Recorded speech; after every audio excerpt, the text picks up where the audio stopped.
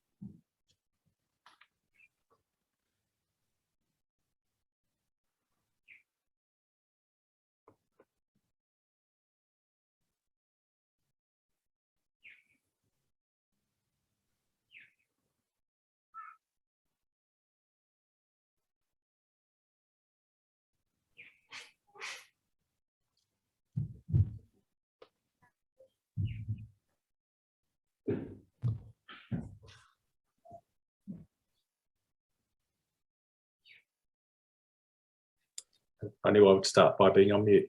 Marie, thank you very much for sharing that acknowledgement. And I would also like to acknowledge and pay my respects to the traditional owners of the lands that I'm meeting on today, also the land of the Awabakal people. Lifeline acknowledges the traditional Aboriginal and Torres Strait Islander custodians of the land on which we all meet today. And I'd encourage participants, if they want to, in the chat box, to list the land that you're meeting on today so that we can acknowledge that as well. We pay deep respects to elders past, present and emerging. We acknowledge the multiple and complex factors impacting on Aboriginal and Torres Strait Islander people. We value the protective role of connection to family, country, culture and spirituality, celebrating those strengths as the foundation of Aboriginal and Torres Strait Islander people's social and emotional well-being for more than 60,000 years. Lifeline proudly supports Aboriginal and Torres Strait Islander people's self-determination and recognises equally as fundamental to realising our vision of a country free of suicide. Thank you to those who have shared your country that's in the chat box there, and encourage you to do so. I also want to acknowledge all the lives lost to suicide and recognise those struggling today or in the past with thoughts of suicide, mental health issues and crisis situations. We acknowledge those who care for their loved ones and those experiencing the pain and bereavement through suicide. We respect the expertise of those with a lived or living experience and their contribution to the work we do. Ladies and gentlemen, my name is Robert Sands. I'm the Executive Director with Lifeline, and I'm really pleased to be presenting and facilitating this discussion this afternoon. We've brought together some wonderful people from across our communities that we operate in Lifeline, and I'll just briefly introduce those people to you. We have, if you're ready to go, and we have Marie Edwards, who I mentioned before, and Marie's the Aboriginal Community Development Officer with Lake Macquarie Council, and is a proud Indigenous woman, and we're going to hear from a perspective of somebody who really cares for her community. And I know from talking with Marie in recent times that care is a very strong connection to those in our community. So really looking to hearing from your perspective, Marie. We have Aaron Johansson. Aaron is the CEO of Newcastle Coal Infrastructure Group, and with close to 20 years of business experience in mining and heavy industry, Aaron certainly has the skills to be the CEO. But what I'd like to add, and we've known Aaron through our relationship with Lifeline for some time now, is a man who's a guy who's a CEO who really cares about the team, and I've seen firsthand how that team care for each other under Aaron's leadership. So terrific to have you here today, Aaron, and a long-time supporter of Lifeline. And had we in Newcastle been walking this morning, would have been the sponsor of that wonderful walk that you would have seen images of before. So thank you for being here. We have Leanne Corley. Leanne is a senior peer worker in suicide prevention, and importantly today is going to share with us the perspective of lived experience. And we will put up some numbers in a moment, some protective numbers, if you like, that you can call throughout this, this webinar today. And because we are going to hear from the panellists' experience, and we are going to be talking about the topic of suicide, and particularly looking forward to hearing your perspective, Leanne. And we also have coming up, thank you, Sophie Anstis. And Sophie is one of our wonderful Lifeline crisis supporters.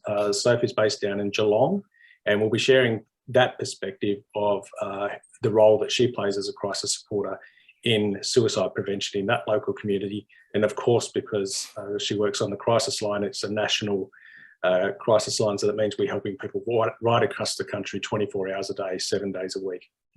So just in terms of support for today, there's a list of numbers there that you might like to take down.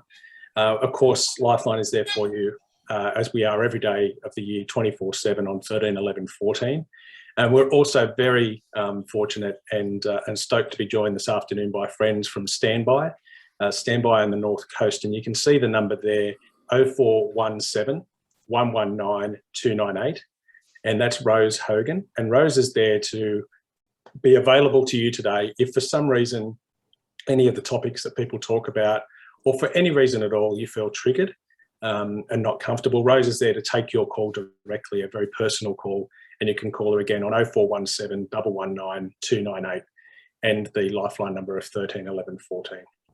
So that's the formalities and the introductions, if you like.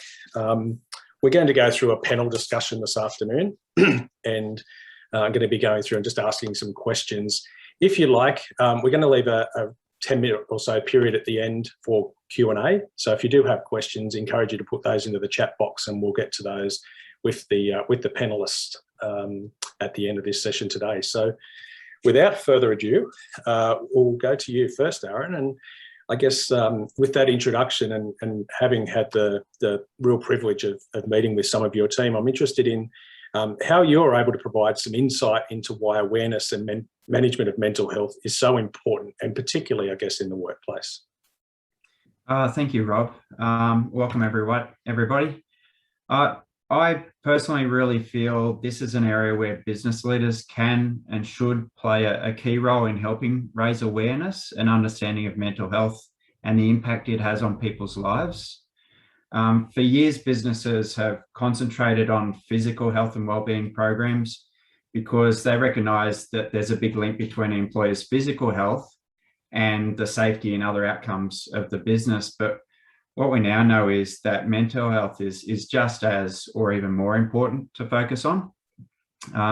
So if you can create a workplace environment where there's strong awareness of and discussion about mental health and promotion of looking out for each other's mental health, you can build a strong positive culture within your workplace where there's more understanding and empathy by employees towards others, and where people are more likely to speak up or reach out about issues they're facing.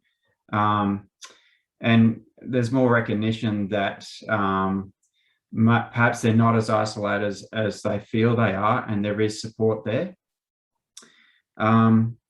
With our business, unfortunately, one of our employees did succumb to suicide a few short years ago, and this had a major impact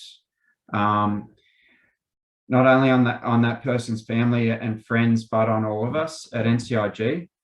He's still in our thoughts and sorely missed. It did make the topic very real to us, and has led to others being more open to discussing their own issues and seeking help through other channels, such as our EAP, without as much stigma being attached to it as would have otherwise been the case or been the case in the past.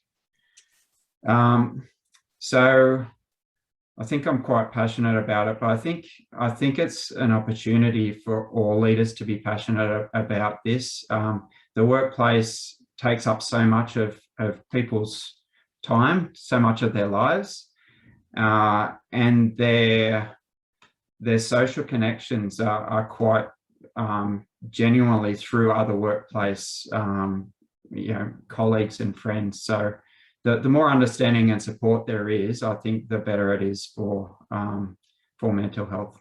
And you mentioned, I think, a couple of things there. I think the roles that leaders play in demonstrating that, and I think that's a great point for all of us to take away from that, and also stigma. And you know, it's such a barrier, and I'll be interested, you know, Leanne, when we hear from your perspective, but you know, stigma can be such a barrier to opening up for help. And I think if we can break those two things, break stigma down through leadership and active leadership, I think that's the important thing. It's not just what we say, it's what we do. So Yeah. thank you for sharing that. Leanne, we might move to you next, if that's okay. And I guess I introduced and said that you have a living experience of suicide, and choose that word carefully, lived and living experience. And I guess you're going to share with us, you know, what that's like. And I'm just interested in your connection to suicide prevention and how it's really guided your purpose and approach to being there and helping others. Yep, definitely. So lived experience is, it's basically people that have lived either through suicide crisis, have suicide ideations, thinking about suicide all the time, have been bereaved by suicide, or are caring for somebody that is suicidal. So for me, my lived experience comes in the form of 3 attempts on my life in my early 20s, and then 2 further attempts in my mid 30s. I've got a tickle in my throat now. So what that has done for me has, I think I've decided at one stage, and I can't even remember why I did so, was to start actually owning what I was going through. So first of all, I talked about my depression and how that affects my life, what I have to do. And it seemed to be that the more that I could open up and be vulnerable with people in conversation, the more people kind of turned around and opened up and said things about their own journeys that they wouldn't have, I presume, otherwise, you know, shared with people. So, and from that, it's just kind of gathered momentum to the point that now I work for New South Wales Health as a lived experience peer worker in suicide prevention. And I think the ethos around peer workers becoming such an important part of suicide prevention is that it, you know, we definitely need the medical side of it, the clinical side of it.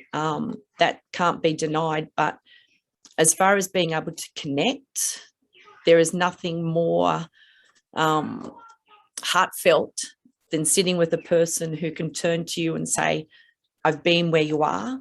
I know what it feels like. I have done this. I have been through this.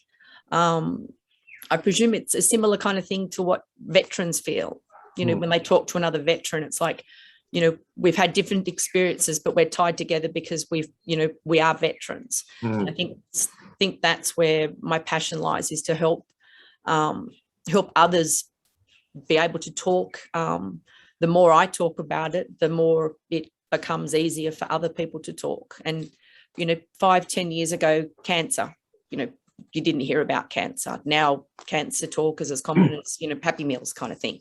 So I'm hoping that gradually we can keep that going, remove the stigma, open up the conversation, and then allow others to say, hey, I'm not doing okay. This is what's going on in my head. Can you support me, kind of thing. And I think that's a similar theme, isn't it? You were talking about, you know, 10 years ago, we weren't talking about cancer, and now it's very common. And I think to Aaron's point as well around stigma, you know, the more that we can make it normal and okay to talk about. Of course, we had our Are You OK Day yesterday, and you know, the more that we can encourage conversations and whatever the questions are, really it is about connecting. And I think that's what I heard from you then, is that the more we're able to share those experiences, and we're very grateful that those 5 attempts that you are here with us now, and that means that there's hope for others as well. Yeah. Thanks, Rob. Cool. Marie, I guess if you could share, I guess, your connection to suicide prevention and how it's guided your purpose. And, you know, I guess as an introduction to that, we know that Australian Aboriginal and Torres Strait Islanders are highly represented in suicide numbers, but of course they're not just numbers. And I'd love to hear your perspective. And I think you're on mute, Marie. You get the first prize. Thank you.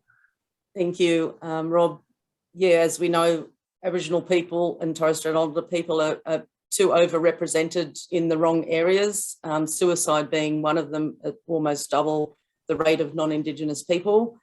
My role in the community is a very passionate role in regard to reaching out, connecting people, trying to be there for people, especially when COVID hit, trying to ring individual elders, and it was quite taxing. But back in 2014, I've always had mental health issues myself, but back in 2014, when we had a community meeting and I was the minute taker, the meeting became extremely ugly with tempers. It was almost physical, and it was those minutes that I stewed on, not knowing what to write, what to add, what to not add.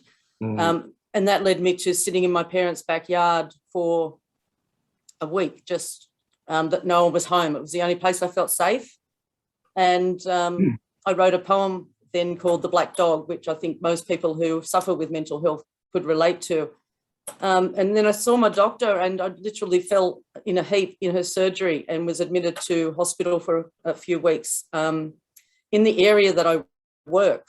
So it was, at the time I was like, oh my God, someone's going to see me. You know, they're going to think I'm a basket case. And when I was first released out on that we could go out on group walks, I wore a cap, and I wished we'd had masks back then because no one would have recognised me. But I was scared that somebody in my community that respects me would see me in the hospital group. And to cut a long story short, they were very helpful in the hospital. And I did my own work and my own therapy, which I do today, and I kind of know when to take that step back.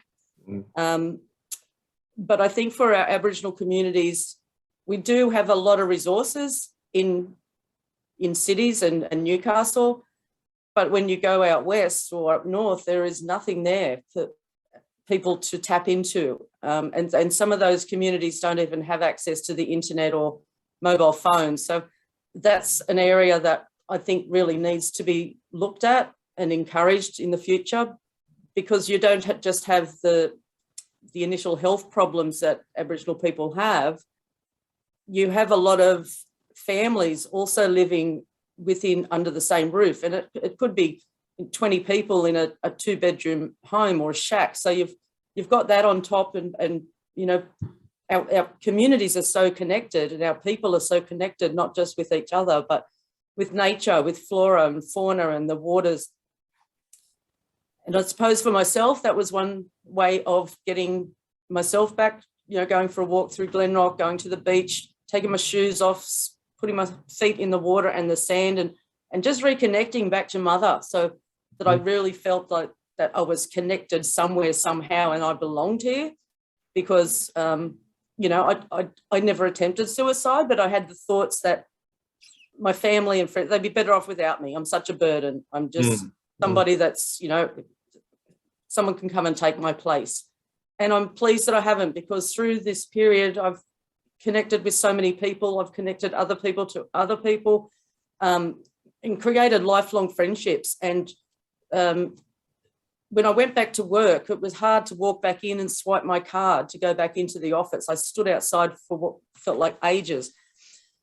And everyone thought I'd been on holidays, because my coordinator and my council were very supportive and kept things confidential. But when I got in, they said, oh, well, how'd you go? How was your holiday? And I thought, that's it. I'm not covering anything up anymore. And I just came straight out and I said, I had a breakdown. I went to hospital. I'm working on things, and I'm just grateful to the support that I had around me. And I feel for those that do not have that support. There's some really powerful messages there around connection. And I think there's a lot for us all to be able to learn from what it means to truly connect, and to connect with our country, and to connect with the people and the stories. And I think, and what's happening out west at the moment, you know, it feels like we've got this invisible umbilical cord amongst each other, trying to send out the love and whatever happens out there. But we know that a lot of them are suffering big time. It's well worth, I think, taking a minute to reflect and think about that, because it's so easy to hear, but to really reflect and think about what we can do about that, I think is worth taking the time. Marie, thank you for sharing. So we are very fortunate to hear from you this afternoon, somebody who is at the very front end of crisis support for us here in Australia on our crisis support line 13 11 14, and joining us from our Geelong Centre. So love to hear your connection and I guess your work and your purpose around suicide prevention. Thanks so much, Rob. Thank you, Leanne, Aaron, Marie. It's so great to hear your perspectives. It's a true honour and privilege. So my journey into suicide prevention sounds a little different. So actually, it kind of all began when I was studying my criminology and psychology degree, when I was completing a particular subject called developmental psychology. So you learn about physical and psychological milestones that people, are expected to meet during that stage of their lifespan, as well as mental health issues that are prevalent at each stage of the lifespan, although of course they can arise at any time. It's just such a clear memory to me. It's what's called a flashbulb memory. So kind of like one of those memories you might have, like people remember where they were on 9/11 or when Princess Diana passed away, that kind of memory. That's what this is like for me, feeling that sense of shock, that sense of numbness in that lecture hall at RMIT when I heard the lecturer say that the leading cause of death among Australians aged 15 to 24 is suicide. In the year I was studying this, 384 Australians aged 18 to 24 took their lives. I don't mind sharing that I fit perfectly into that age bracket. I'm only 24 right now. I think I was like 19 when I was studying and learning this. Perhaps this personal age connection with that kind of statistic just really shocked me. Coupled with my kind of extant willingness to volunteer and give back to the community, and also to test the waters in the helping professions and the talking professions to see if I was suited for this going forward. I was really lost in year 12. I didn't know what I wanted to do, and through the support of my dad, I saw an educational psychologist who, one phrase they used just stuck with me. It was like, Sophie, what do you feel like you're going to get up on a grandstand and talk about? Because that's what you should be following, and that should be what you're passionate about, and go forth in that. I still didn't know what that was at the conclusion of that meeting. But, I have been a crisis supporter at Lifeline Geelong since mid-2019 now. So, over 2 years now. And I feel like I found my thing I can grandstand about. I absolutely love what we do here. So now that's my active approach in how I contribute to preventing suicide in the community. Although my primary role now is supporting our amazing team of crisis supporters. So at Geelong, we have about 100, both volunteer and employee crisis supporters, some of whom are on the Zoom today. So hello, thank you for supporting me. That's amazing to see. So that's my role now, is supporting them. I still jump on the phones myself to keep up to date, of course, keep my skills up to date, know what's going on. But I still do definitely feel that connection, which is what drew me to Lifeline in the first place. And, I just wanted to say, I think there's such a misconception out in Australia that to call Lifeline, you have to be really suicidal or absolutely at breaking point. But actually, so many of our callers do not have suicidal thoughts. In this way, I do perceive that people reaching out and connecting to Lifeline is in itself a form of suicide prevention, even if there are no active feelings of suicide. Taking those proactive steps, kind of exactly like what Marie was talking about, taking those steps to check in and make space to look after yourself and your feelings and how you're going at the moment is a form of suicide prevention. Can I just reinforce that if anyone listening today is having thoughts of taking your own life or wanting to check in with someone, I just want you to know that there are literally thousands of non-judgmental, empathetic, caring, compassionate crisis supporters across all of Australia, just waiting to take your call and hear what it's been like for you. So thank you. I feel like I want to grandstand with you, and with all of our wonderful volunteers. I concur. I think, you know, it's an amazing group of people who volunteer their time to be there for others in their darkest moments. And and I wanted to acknowledge those volunteers that are both on the call and across the country. Some 4,500 people volunteer their time to be there. And I think you mentioned, Soph, you know, we were talking earlier today on another topic about, you know, what we look for somebody who is a crisis supporter. And there's three things, and empathy is certainly one, and you can guarantee that when you pick up the phone. Compassion is another one, and we're sharing this morning at the root of the word compassion, it means to suffer alongside. So literally, we will sit beside you and listen to you. You know, we can't take away the pain necessarily, but we will sit with you. And self-awareness, and I think, you know, Soph, you know, your work and that of the colleagues are amazing. That at the age of 24, you're now supporting so many of our colleagues in Geelong. So thank you for the work you do, and to everybody that's listening that's a crisis supporter. It's the biggest privilege to be in the role that I'm in. Thank you. Thank you. Aaron, if we turn back to you now, and I guess just to hear maybe some of the mental health initiatives that NCIG have put in place and been involved with. Love to hear some further perspective on that. Yeah, thank you, Rob. Yeah, I'd love to go through those. If I could just say we've had a really good connection with Lifeline for a number of years, where we've been privileged enough to be able to support a number of Lifeline ventures. But through that involvement, we've been able to gain a better understanding of what people are going through as well, just how commonplace this is and what support can take the form of. So that's been really beneficial to us.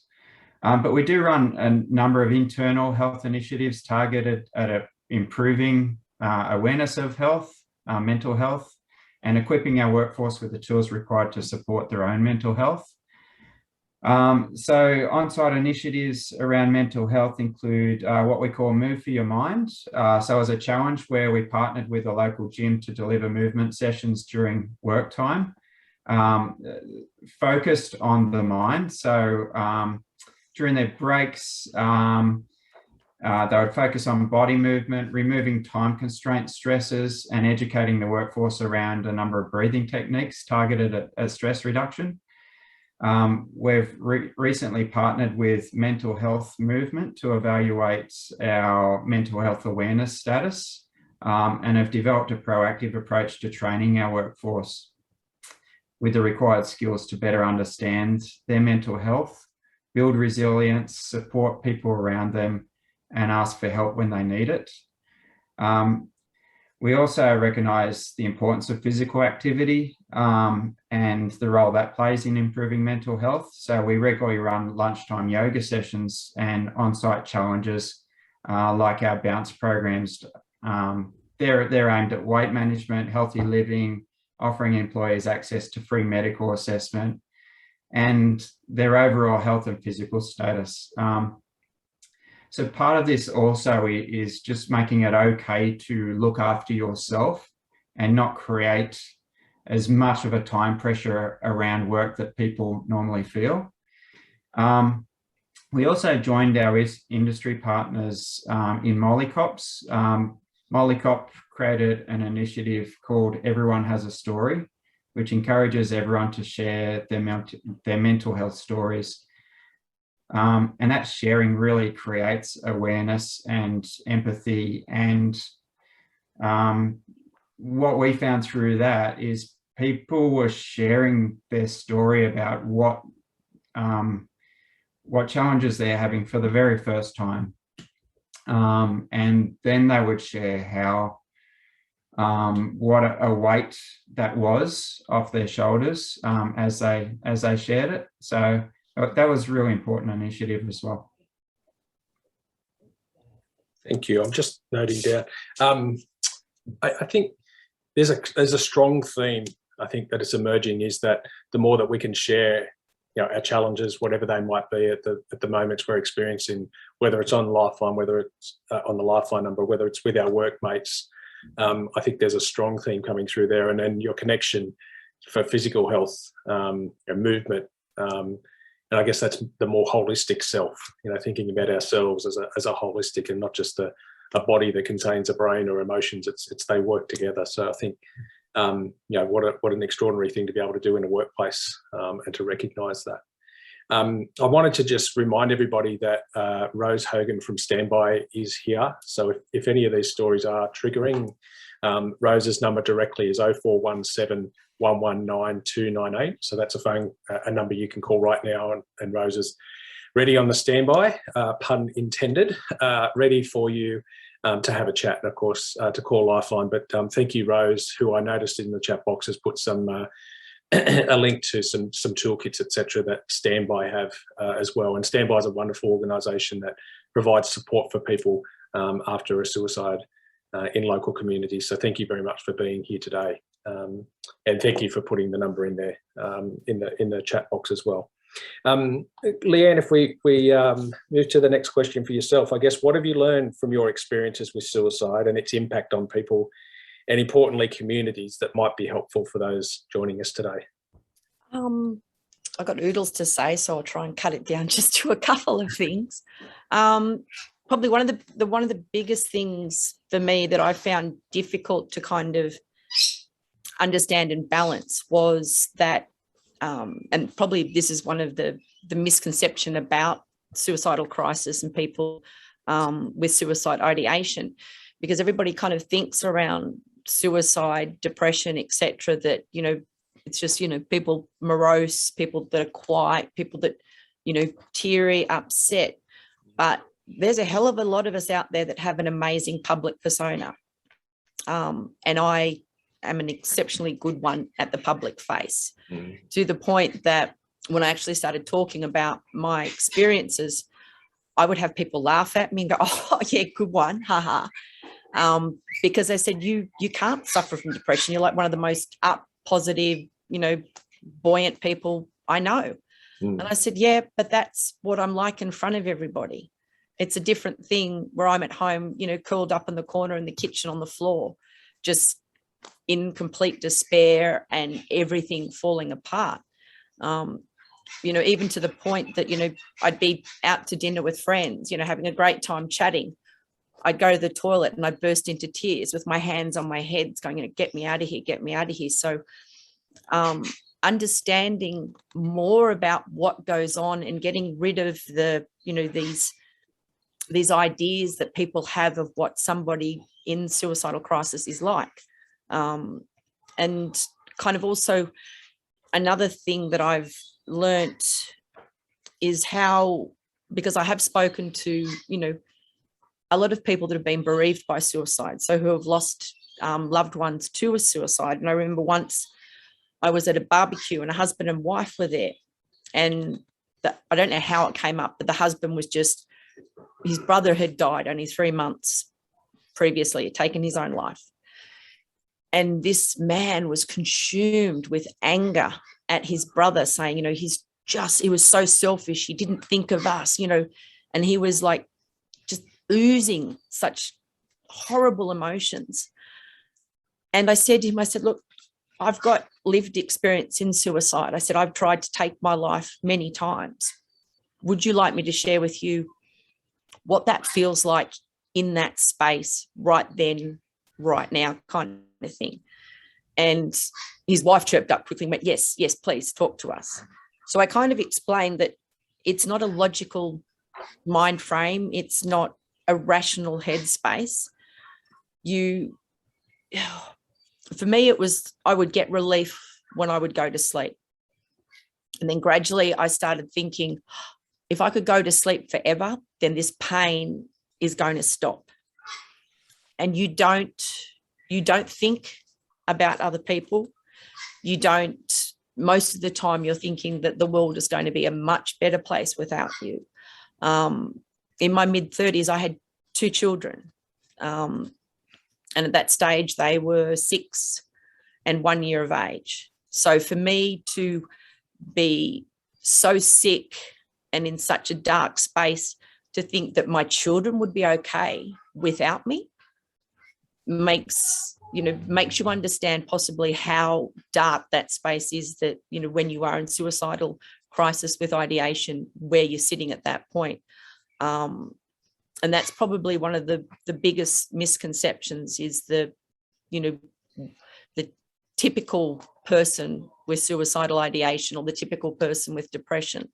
And also, it's just important to know that those things, those ideals need to be left behind, because it's not the case. I can speak from my own personal experience, but also talking to many others too.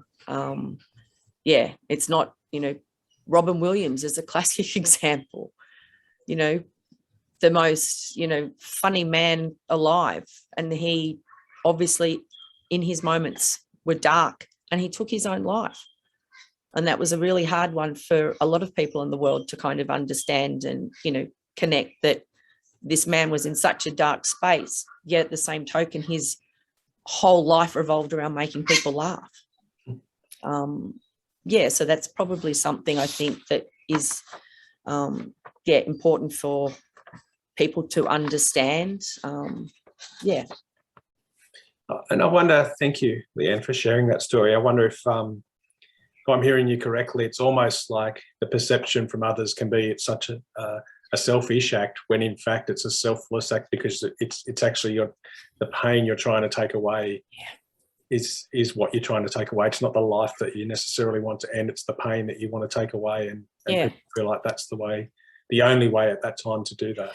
Yeah, and I think the more that we, especially for me in the field that I work in, it's so important to be able to connect with people that are in, at that crisis point, to let them know that suicide is not their only option. There's so much there, even if they can just pinpoint one little life force within their life to cling to and get through that day and then get through the next day.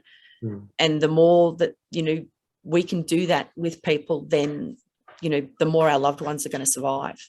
Absolutely. And I think such an important perspective to share. And I think such a great example of the hope that we is at the heart, I guess, of suicide prevention, when people are feeling that we provide the hope that there is another way, there is a future, and there is something worth living for, but as hard as that feels at the time. Yep, definitely. And Marie, what have been your experiences, I guess, have really had an impact, and how they, what you can share with the audience, I guess, about those experiences in terms of suicide prevention? I'd like to tap into what Aaron was talking about and his goals, because without support of the organisation I work for, Lake Macquarie Council, and that went from, in my colleagues in my team to up to the CEO and the mayor, and they're still really supportive to this very day. But I'm also very blessed that I've got some great family and friends and support right around me. We also had, I've had a lot of suicides connected in my life, and we had one fellow in our department. And I think everybody felt that feeling of guilt. Why did I say, hey, mate, are you okay? Or do you want to have a yarn? Do you want to go and have a cup of tea outside? Because it happened, you kind of reflect back and say to yourself, what if I had said those words? Would he still be here today? I've had family, I've had lots of friends pass, but I think the most thing to reinforce is that if you're working for an organisation that doesn't have that employee assistance program or corporate fitness programs, which aren't just for the physical side of things, we've brought in meditation practices and yoga and Pilates and things like that, just to give that mind that bit of rest, where we're encouraged to kind of get up from our desk when we're at the office and go for a walk, just so you break that atmosphere in the workplace. But I think one of the most things is just to know that someone loves you, someone out there does love you. It's hard to like Leanne was saying, it's really hard to put that into your mind when you feel like you're a burden on people and society and the health practices, but you can do it. you really can do it. Leanne's an example. I'm an example. There's probably many of you listening that are examples. And I think just to know, and especially those young people that find it difficult to reach out and say, I need some help. I really need some help. I don't think it's the stigma. I think it's the peer pressure and then the social media that comes along with it as well. And I know pre-COVID, we had a lot of mental health issues, but since COVID, that mental health has really expanded in a way to people that you wouldn't think. And I think it sums it all up in my poem. If you want me to read it now, we would love to. Thank you. It's called The Black Dog, and we had Craig Hamilton. Most people have probably heard of Craig Hamilton, who was on his way to his biggest job in his life, commentating for the Sydney Olympics, and had a breakdown at the train station, and people just couldn't believe it that this was happening to him. And he recited this for our council. We bring different people in October for Mental Health Awareness Month. So this is another thing that's really encouraging from head up. It's hard to say just where I've been, a dark and lonely place. To stay in bed and hibernate would be my saving grace. The angst of seeing loved ones and friends so near and dear is just so unexplainable, but something not to fear. So when the phone or doorbell rings, I just want to run and hide. However, there's a mask I wear within my inner pride. The churning in my tummy, my chest a lead balloon. The cloudiness inside my head is also out of tune.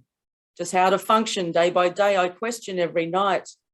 If the black dog ever tags you, you will feel its ugly bite. Wow. I think if we sit and take that in, I wonder, Marie, we might see if we can share that with people afterwards. That would be great to reflect on and really take in. And I think the black dog, as you describe, I think, what we know in life, I think, is that life does have its ups and downs for all of us. But for those who've truly experienced that depression, the black dog, and think that taking their life is the only solution, that's a place that, really hope is the answer for that. But recognising it, I think, with your poem is so important. So thank you very much. Remind everybody again of the support numbers. They're in the chat box there if you wanted to chat with somebody. And thank you very much. So I guess keen to hear from your experiences, what shaped and in terms of your experiences and impact on people and how they might be helpful for the audience as well. So according to research that's been published, apparently approximately 135 people, friends, family, co-workers, are affected by one single suicide. I think this is grossly underestimated. I truly believe that. We can see that ginormous ripple effect very clearly post-suicide, not only in the calls we get. For example, people calling saying, I don't even know why I'm so affected by this, but I heard someone in Western Australia took their life and they're in Victoria. So why is it impacting me so much? And I think the answer to that kind of follows on from what Marie has briefly touched on with, sorry business among the Indigenous community that is so widespread and continual nationwide. That's huge. That's a lot what we can hear about at Lifeline. But also exactly what Leanne was saying, just building on that, hearing from people who are bereaved from suicide, the only possible explanation of what they are going through is total devastation, the ultimate loss, such a complicated grief that is so hard to resolve and move forward from. That is my experience of talking to people bereaved from suicide.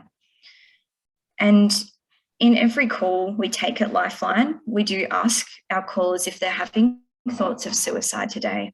Pretty much exactly like that. Are you having thoughts of suicide today? And the reason we do this is because it's possible that anyone calling us is having suicidal thoughts. Exactly what Leanne was saying, it does not discriminate. I can think of a perfect example where I was relatively new to the phones, and I could hear someone who in their tone, because tone is all we have over the phone, They were so happy and so upbeat and just telling me about redoing their cabinetry or something in their house. And so it was difficult to weave in that suicide question. But, you know, I did reflect their tone sounded, so I'm hearing your tone is so upbeat and chirpy today. I do just want to ask, are you having suicidal thoughts today though? And he responded and says, absolutely, that's why I'm so happy. So this is why we ask in every single call. It's not a checklist situation at all. It comes from a place of caring and wanting to know exactly what your experience is and not assuming anything. So that non-judgment and that respect that I spoke about before. And, you know, I mentioned briefly, but at Lifeline, we're not there to talk about ourselves, myself, Sophie. No, as soon as I walk through that door, I become Lifeline. It's not Sophie Anstis anymore at all. We're anonymous at Lifeline. And I think that's such a great thing about our service, that confidentiality. You know, we listen and we hear what the caller is going through without making it about ourselves. I'd never say, oh yeah, in the past I've been through this or anything like that, that you might do in a more personal connection or a counselling situation like what Leanne's touched on. We're not there to share our own story or our own history. It's so focused on the other person and their experience, their living and lived experience and what they're going through. So, you know, I think moving forward, something that everyone in this seminar could probably take forward is next time you're having a conversation with someone, I really challenge you to just sit there and listen to what they're saying, validate the feelings that you might be hearing without trying to problem solve or jump in and fix it or offer a solution or, you know, jump in with how you might solve it or your advice, because that's, you know, might not be doable or workable for that person you're talking to.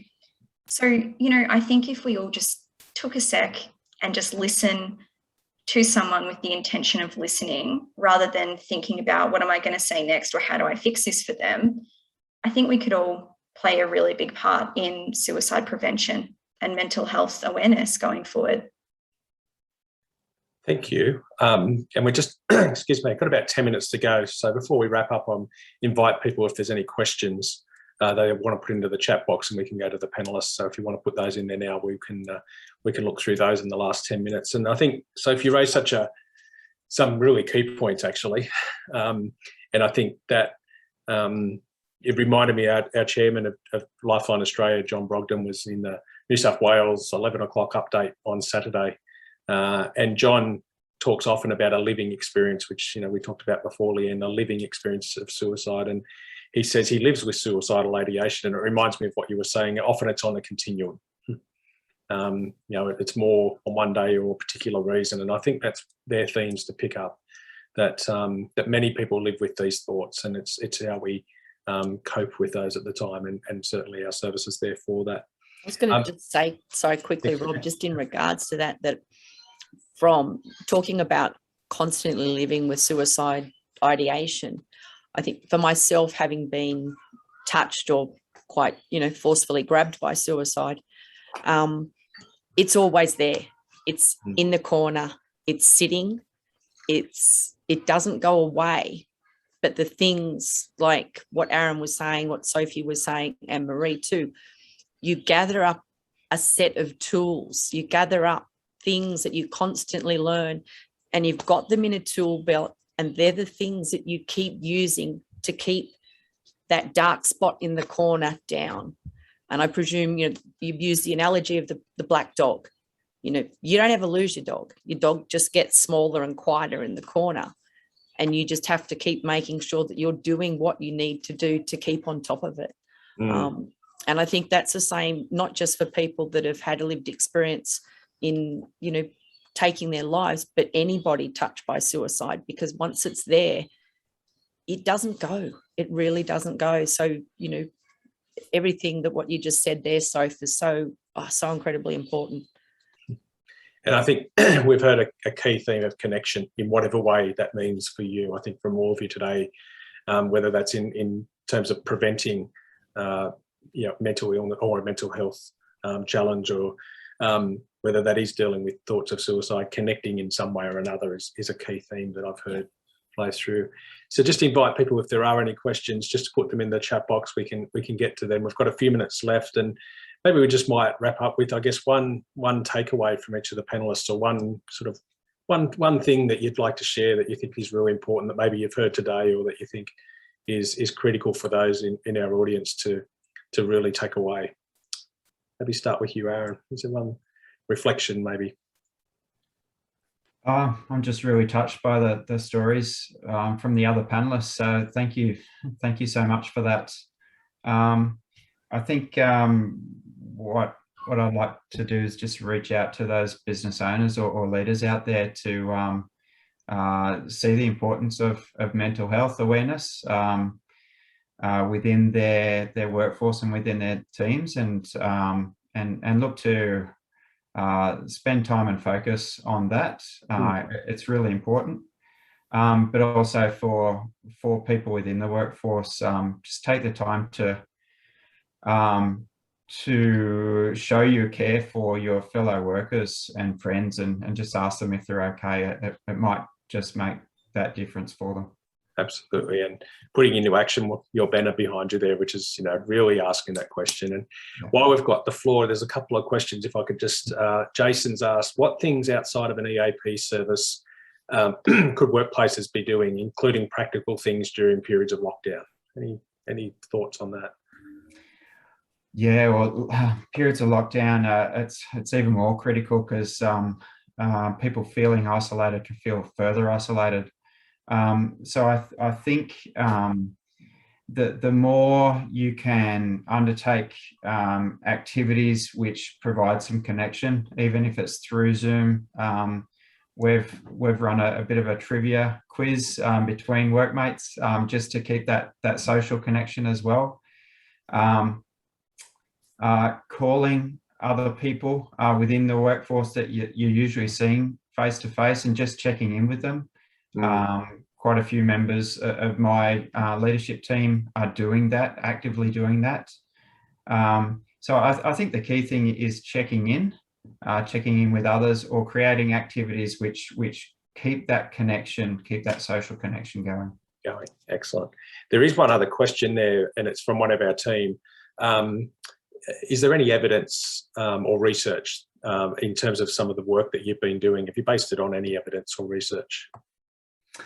I think just general research. Just trying to think of it exactly what research. I think there is research to really show the link between physical health and that helping mental health. But we've just, in terms of what we've seen within our workforce, the more we're understanding of mental health, and the more we're sharing that understanding and educating each other, the more communication there is about it.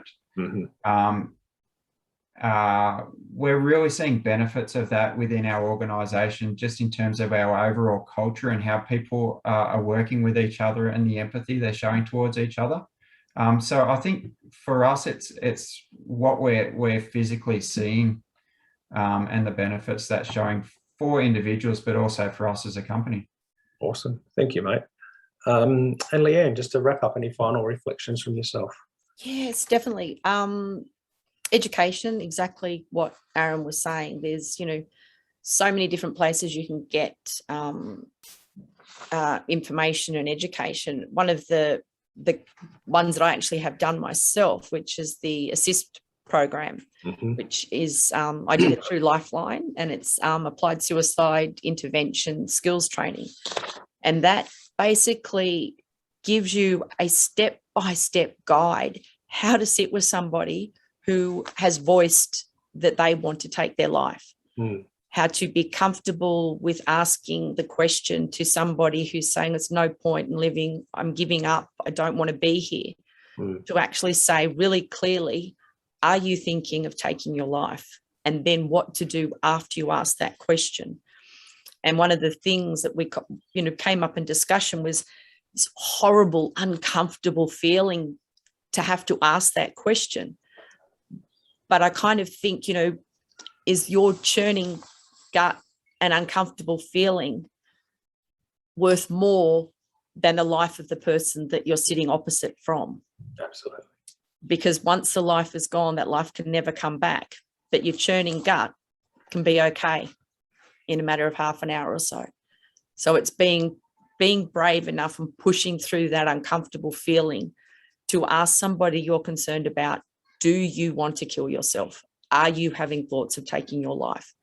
Clear questions straight at that person. And being very direct about it, as you Yep. say. Very much so. Leanne, thank you for that, and thank you for sharing your experiences today. We've got a couple of minutes to go, but Marie, I guess a final reflection from yourself. Thanks, everyone. It has been enlightening. I haven't been able to get through all the comments, but there's some beautiful praise and thanks out there. And we just want to say thank you to those people that have tuned in and tapped in and taken that hour out of their day to come on board. But just in regard to the question, what more can we do for an EAP? I think if an organisation is genuinely concerned about their staff wellbeing, they will genuinely even call them into the office and ask them themselves, and the CEO, you know. Our CEO sends out weekly general updates. We had an Are You OK day yesterday, online, of course. She sends out updates, reminds us to take some leave, take some time out for family. She's probably the most guiltiest one of that all, but she's starting to do some things like that for herself. And just be there for your colleagues and know that they're there for you as well. Absolutely. Absolutely. Thank you very much. Thank you very much, Marie. And for those, if you haven't opened the chat box yet, Marie has very kindly shared her poem, and it is included in the chat box there if you wanted to pick that up, and really appreciate you sharing that. And Soph, to wrap it up, your final reflection before I say thank you and wrap up the webinar. Oh, the pressure to wrap up. Yeah. Thank you so much to all the panelists today. It's been lovely meeting you and connecting with you. Absolutely, the theme of this is connection. So that's been fantastic to hear your experience in this field. I think that's something that's important, is that no one here is the one and true oracle or expert on this. I think the only way that we can move forward and into what I hope one day is an Australia free of suicide is by gathering all of these different perspectives, combining everything we know, everything we don't know, and continuing to band together and move forward. So thank you so much. Lovely. Thank you. And so, yeah, to you and everybody that is there for supporting people, as I said before, it's just amazing. I will wrap up and be respectful of people's time. Thank you to our panelists. It's been an amazing discussion, and you just have to look into the chat box to see how much that's been appreciated. So thank you all for giving of the time. Marie, I love that candle is still going.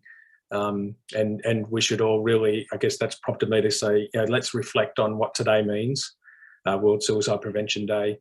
The theme this year is connect, listen and talk. And I think all three of those are equally important, but that connection I've heard is a really key theme here today.